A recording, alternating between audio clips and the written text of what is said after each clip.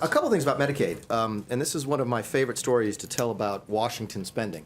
Keeping in mind, and I know that y'all probably get this, but if you're watching this at home, in Washington, D.C., if you spent $100 last year on something, okay, and we spent $100 on it this year on that same thing, in Washington, people call that a cut, okay? 100 last year, 100 this year. Y'all call it a cut.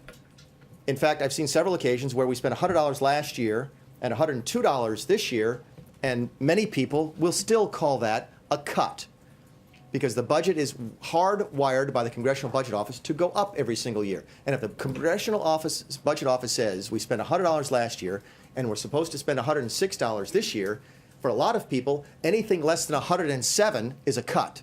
In fact, I've actually heard 106 referred to as a freeze because it simply stays in line with the Congressional Budget Office. A classic example of how Washington speaks differently than the world back home. So a couple things about Medicaid. Okay? There are no Medicaid cuts in the terms of what ordinary human beings would refer to as a cut. We are not spending less money one year than we spent before. What we are doing is growing Medicaid more slowly over the 10-year budget window than the Congressional Budget Office says that we should or says that we will under current law. Why do we change it? We change it, and we change those growth rates in Medicaid spending because of the American Health Care Act, which this president does support.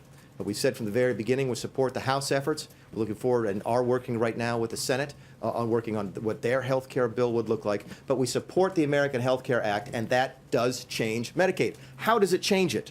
And this is something that I don't think enough people are talking about. It makes it a lot better and a lot more able to deliver the necessary services to the people who need it. Here's how. Medicaid is funded in large part by the states. In fact, I was in the state legislature, and our second largest line item, I think, after K-12 education was Medicaid. And we would see this program come down from Washington with all these instructions on how to use it and say, goodness gracious, this won't work in South Carolina. We happen to think, for example, that Medicaid is designed for more of an urban poor population than a rural poor, as predominates in South Carolina. And we would ask them every single year, would ask them, the federal government, give us more control over how this money gets spent. We think we can do it better.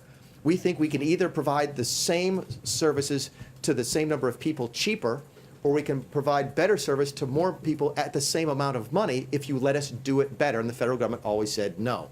In the American Health Care Act, we say yes. And we give the governors and the state legislatures a lot more control over Medicaid. Everyone is interested in seeing the truly needy in their state and in our nation get the care that we promise them in Medicaid. But there's a better way to do it than under current law, which is Obamacare. We can also talk about what a failure that is. But there's a better way to do it, and that's what the American Health Care Act does.